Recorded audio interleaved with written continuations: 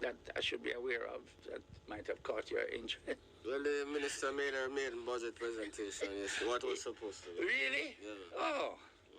Okay. I listened to all of it. To be honest, the presentation was better than I expected. But the bar was very low in terms of my expectation. There was a period towards maybe the middle, 2/3 in, where she started to fade. But the presentation could have been worse. The content now, I leave up to you experts. I'm hearing on one side of the aisle, as it were, of the media aisle, pure positives. Yeah, man. I heard it too. On this side of the aisle, I'm hearing pure negatives. I know Lucius was going to be negative. I knew you were going to be negative. You should have had Antoinette Hamilton that would have just piled it up more negatives because she never happy at all. They nearly run away. Who else? Or Donovan. Even Donovan was kind of mildly negative. Yeah, man. So, you had said prior to the budget being announced, you wanted to hear measures directly relating to growth. And measures that took into consideration what's happening globally. Because we're about to implode globally, sake of that madman over. Yeah, man. So, what did you want to hear that you never heard specifically? Well, I wanted at first to hear the context, the global context in which the presentation is being made. So she needed to give the people a definition as to what is happening in the international economy, how that would impact on Jamaica. Right. And thereafter, these are the measures to counter. Precisely. So, all right, we didn't hear that. We had a lot of retrospective, which misleading. I just don't understand Totally the point. Misleading. I mean, totally misleading. She went back to. Funny. When she did it, I immediately rushed to look up certain things. She said in 1973 inflation was 77, it was 50%. And in 91 it was 80%. So I thought, why? I don't remember that. I don't remember those pains. Yeah, and what is the purpose of going back 50 years ago? Admittedly, I was a youngster, but 50 years I was having a ball. Yeah, 50 years ago. Yeah. And I listened back then because I was becoming politically aware at the time.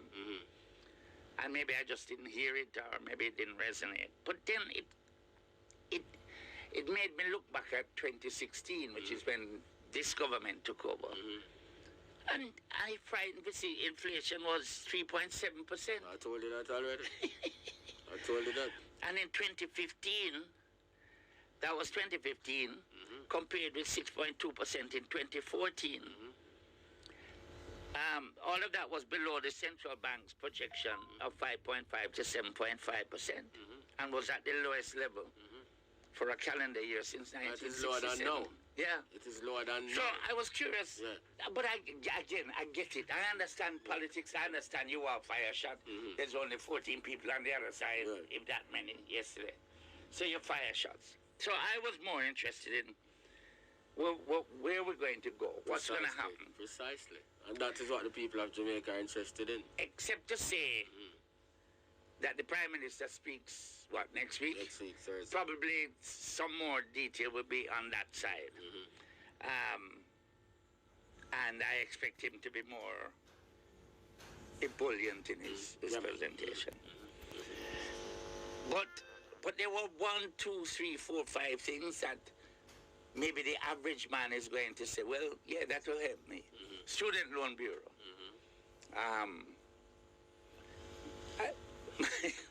My issue is I want these things happening now. But those happen in 2026. Yeah, you see. That's an election promise. That's. Yeah. Vote for us and you'll get that in 2026. 2020, why not now? Yeah, precisely. Why not now? You have to vote first. Exactly. Vote first and then they get it out. So, all right. I like the idea of bringing more people into the formal electricity system. Whether it will happen, whether a man who a thief light going to say, well, I can get $4,000 towards my light bill for 6 months. You think that'll make him stop thief light? I don't know. I don't know. No, that now make him stop thief light. Me a thief 20 grand worth of light a month time, because me not turn off nothing. Right. Yeah, and then you give me $4,000, and then all of a sudden, no. Me like God. No. I don't know. Not go. But it's worth a try. Yeah, man. Worth a try. She said that people were encouraging the government to spend more of the net reserves. And I'm trying to work out. I've never heard anybody say that. That's the point. I've never heard a single soul. That's another flat lie. So we need to dive into the net reserves and spend more. Right. That's another flat lie. If anything, I've heard people say we need to stop spending so much of our net reserves. Precisely. Yeah. I have never heard anybody say. She said it would be like spending the rent money to go party. Yeah. Is it a total nonsense? Who here said that? I have never heard anybody say that. So I'm listening hard and I'm thinking, did Ralston never say that? Me sure Ralston never said it. Me never hear a soul say, we must spend out our net. Precisely. Yeah. I don't know who she's hanging with, but maybe she needs to stop hanging with those people. Because I never heard that. Nobody. I've never heard anybody say that. Stupidity. What else? Well, obviously the tax threshold. But you've argued against raising the tax threshold. Because it's an artificial way to make people believe that they have more spending power. Because at the end of the day, your wages is supposed to be connected to what you produce, your productivity. Right. So you have low productivity, but you're giving people more money. Yeah? So it's a substitute to make people believe that they can get money without work. It's another election gimmick. Get me a second. At the end of the day, you're not increasing productivity. You have been telling us about the measures that you are going to employ to improve the productivity of our labor force so that the people can earn higher wages on a sustainable basis without you have to give up tax revenues to make them feel better. How long are you going to do that for? How long are you going to do that for? But don't both sides agree that you should reduce it? And no matter which side says so, it's not a good policy. For you. No, not a good policy. Yeah. Well, when would it be a good policy? If you're growing? If you're growing and the people are producing more. Because your wages are supposed to be backed by your productivity. Which would lead to you growing. Precisely. Quite naturally, she focused on the debt to GDP ratio being 68 at the end of the month and on target to be. She told a lie about it being 135 in 2012. That's a lie. It was 147%. Another broad, naked lie. Misinformation, as we say when we're in the house.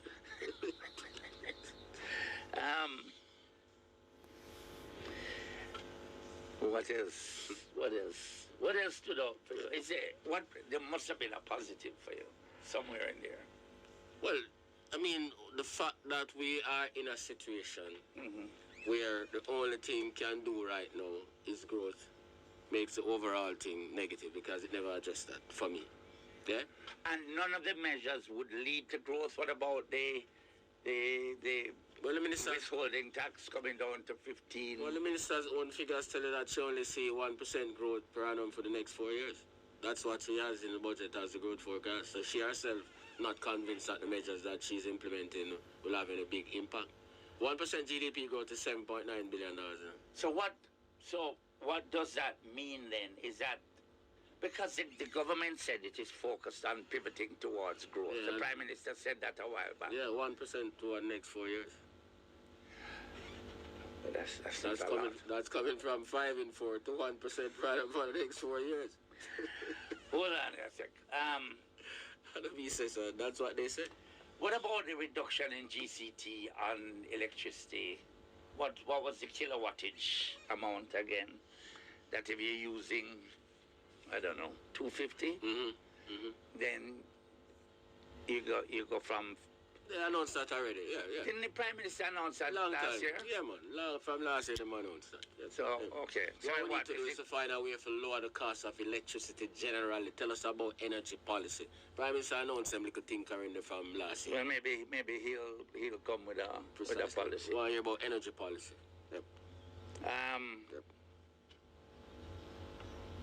This bonding thing with the cars, new cars, from 100% to 20%. What is the bonding thing? All right. So what the man them bring them car, they bring to the bonded warehouse. So Right. What the man say is that normally, when if you bring in $1 worth of car, you have to put up a $1 bond. If you bring in 100 million, you have to put a 100 million bond. Now them say them reduce it to 20%. So if the value of the car them are like say $10 million, yeah, you can put up a bond now at $2.5 million. $2 million. Oh. Okay. Now that is the man who import the car, not you who buy the car now. No, they have nothing to do with That nothing to do with you who buy the car now. That is for the car man who import the car. You have to depend upon him generosity now. I say, I wonder if he might give Simon a breakout title and say, all right, we now have to sell the car. So there. But no, because the car that he imports still has a cost, right? Precisely. It costs $1. Precisely.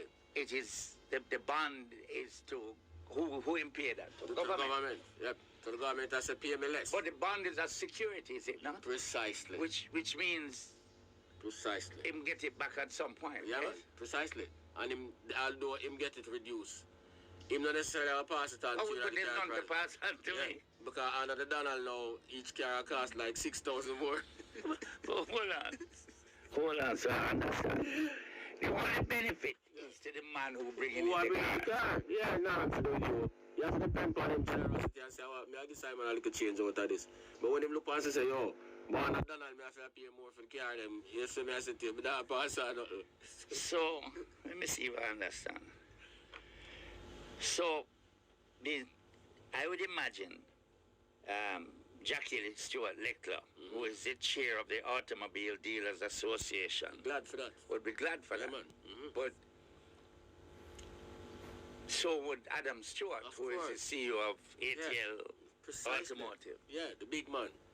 But that no mean say when you go up to buy a car now, he must say, well, No, it's just a benefit to them in that they don't have to put up that money. that amount of money. Precisely.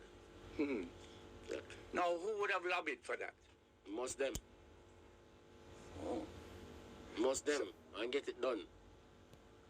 You do know Miss Leckler is the former FSC. Of course. Of course. I will know. And a big sponsor down in I will know Portland. who Adam is. Yeah, And- come on. I will know. I And was you the know Minister who of Adam is. Transport Minister. Argument done. That's kind of similar to, Yeah. you saw Donald advertising Tesla on the White House lawn. Precisely. Yeah. Because Elon is in a spot of bother. Yeah. So I have to help him out. Let me take a break and come back.